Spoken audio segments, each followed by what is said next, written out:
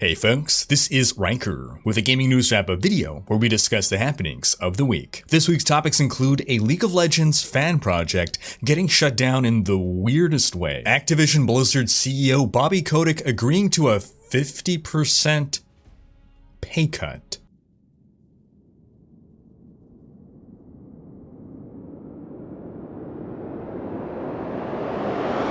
more signs that the Diablo 2 beta is starting soon, and more. As always, discussion timestamps can be found in the description below, but right before you skip ahead, just a quick reminder to ring that sub notification bell to be alerted to new Saturday episodes, and stay up to date with gaming news highlights. Now before we move on, just a quick word from this video's sponsor, Squarespace. I built my website, Rhykker.com, using Squarespace, and I was able to do everything myself quickly and easily, and with zero education in the field, all thanks to how easy Squarespace is to work with. This week, I wanted to update my Diablo 4 page, so watch how easily I add another section to the page, with a link to my interview video, and then update the page's table of contents to include a link to this new section, all in about 3 minutes. Most of it was handled with nothing more than a few intuitive clicks, and for the more complicated stuff, I was a quick Google search away from an easy answer. I've never had an easier time making a professional-looking website.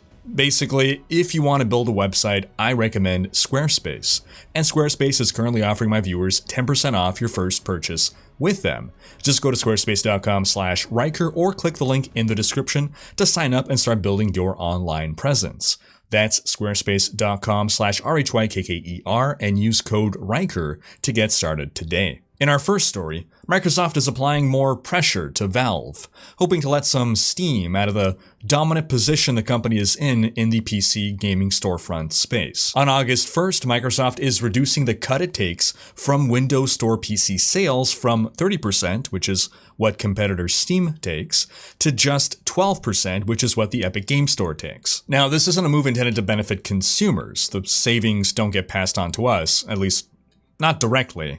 No, this is a developer-friendly move. It's saying, hey, if you put your game up for sale in our shop, we're only taking 12% of your profits, not 30% like Steam does. We've seen some developers take exclusivity deals with Epic because of their more developer-friendly practices. And we can expect the same to happen now with the Windows Store. Now, the Epic Game Store by itself hasn't had much success in toppling the monopoly that Steam has on the PC digital game distribution space. But with Microsoft effectively teaming up in this effort by matching Epic's deal exactly, maybe Steam will need to start reconsidering its 30% figure at some point. Now, as a developer, it's a tough choice. You'd obviously rather give up a smaller cut of your revenue. But Steam is such a bigger platform that you're more likely to sell more copies if you sell on Steam. But if enough developers move away from Steam, that may no longer be the case. And then there's always the X factor. The less convenient you make it for PC gamers to buy and store their games, such as by forcing them to have their library of 300 games spread out across 18 different launchers, the more inviting you make it for piracy to be the solution to these headaches. In other news, we have a headline so shocking that I thought it must have been parody. The CEO of Activision Blizzard, Bobby Kotick, has agreed to a 50% cut to his salary and bonuses. Yes, after being the face of corporate greed in the video game industry for years, earning an enormous salary as Activision Blizzard hit record revenue while laying off hundreds of employees, Bobby Kotick and the board of directors reached an agreement whereby Kotick will remain CEO until at least March 2023, but take what amounts to a 50% pay cut. His new salary will drop from $1.75 million per year to $875,000 per year, and his maximum possible annual bonus will also be halved from a ginormous number into a somewhat less ginormous number. For context, this new base salary now puts Kotick in the bottom 25% of the average earned by CEOs in similar companies.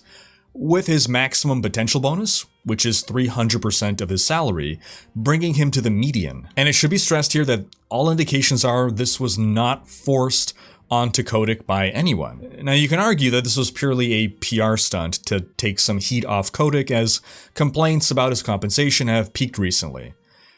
But at the end of the day, PR stunt or not, results are results. Kotick will no longer be one of the most highly compensated CEOs in the United States. On to some League of Legends news. Well, less about the game itself and more about the death of a mod project after some very weird interactions with an employee of League of Legends developer Riot. Last year, a community project was revealed.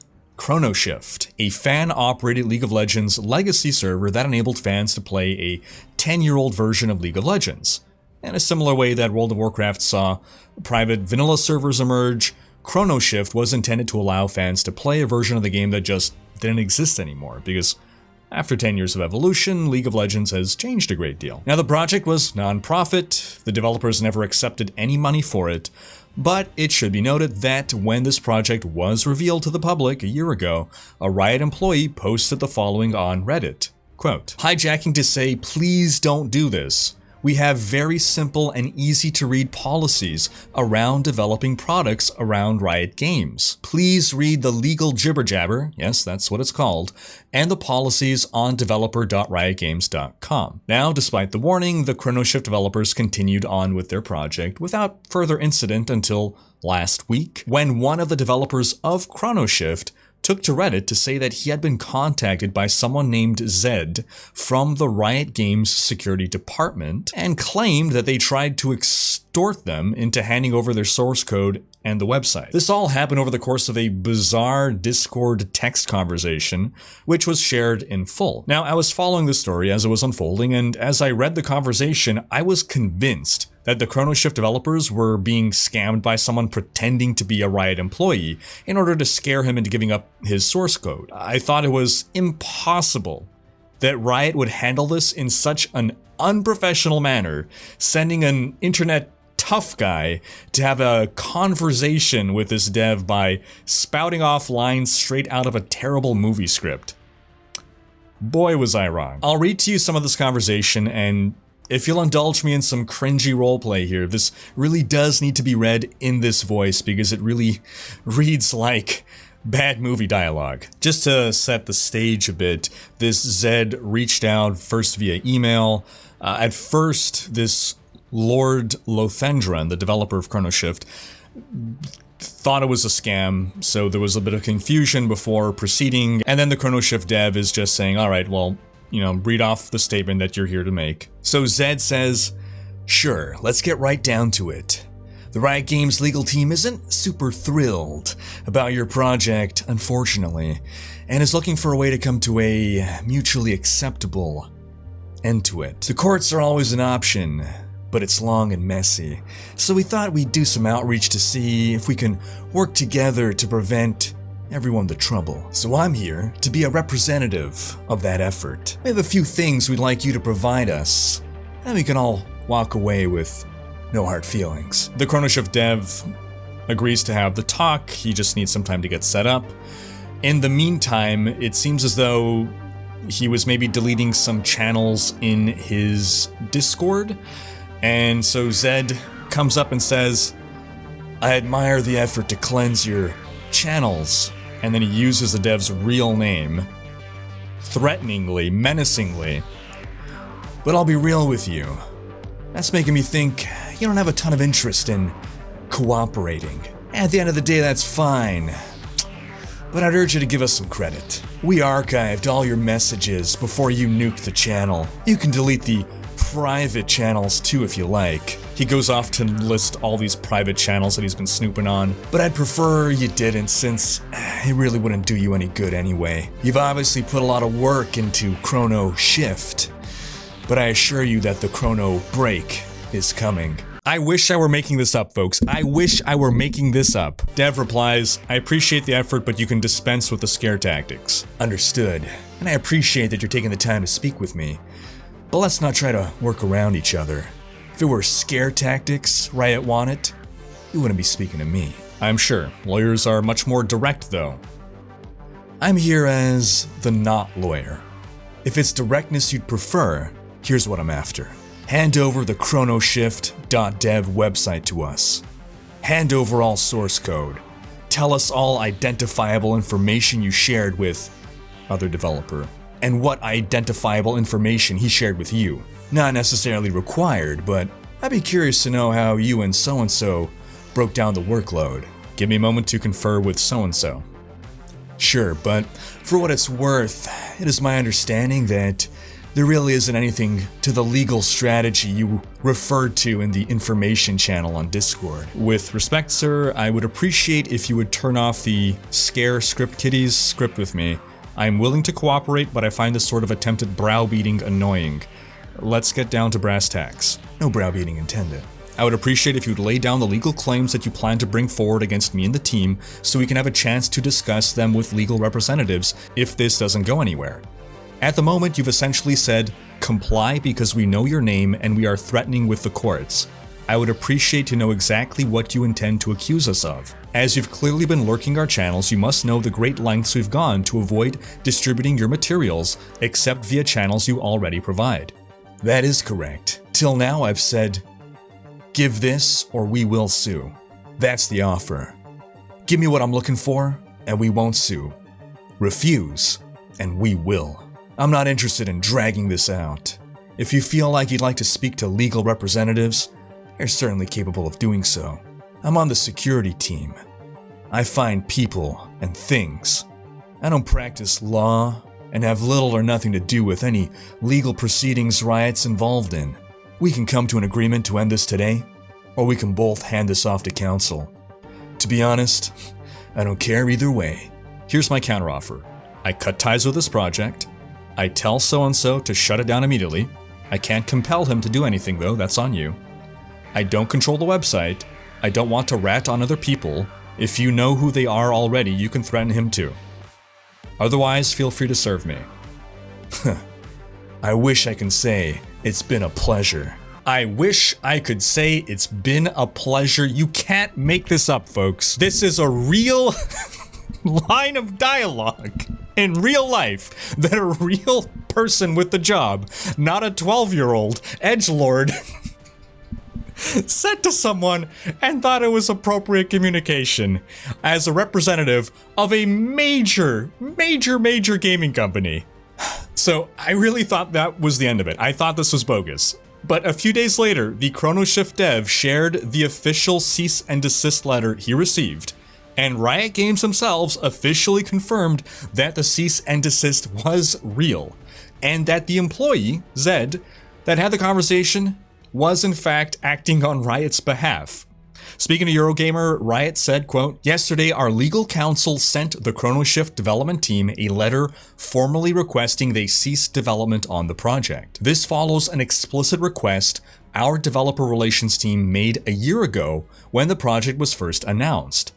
Regarding the exchange with Riot Zed, we're disappointed with the tenor of the conversation and we'll be addressing this internally. We often attempt good faith reach-outs prior to issuing legal documentation. In this case, however, given the Chrono Shift team's response, we have proceeded through more formal channels. The Chrono Shift team is complying with the legal demands of Riot Games.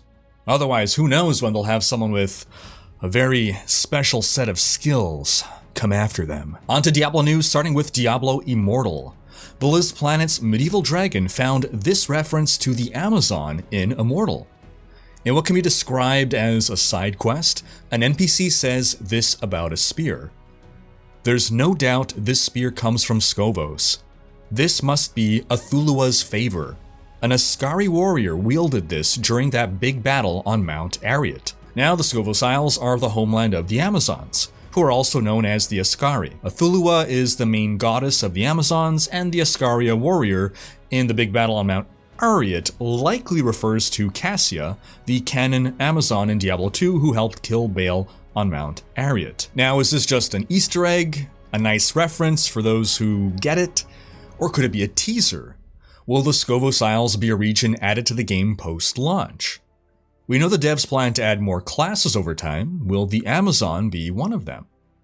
If so, it does raise some questions. Amazons are, by canon, female warriors, and no class so far has been gender-locked. Does that rule out the Amazon as a potential class coming to Immortal? I turn the question to you folks. What do you think? Will the Amazon potentially come to Immortal. On to Diablo 2 Resurrected news. It's been a couple weeks now that the button on the official website changed from alpha opt-in to beta opt-in, but when people would click it, they would still get a message thanking them for opting into the alpha.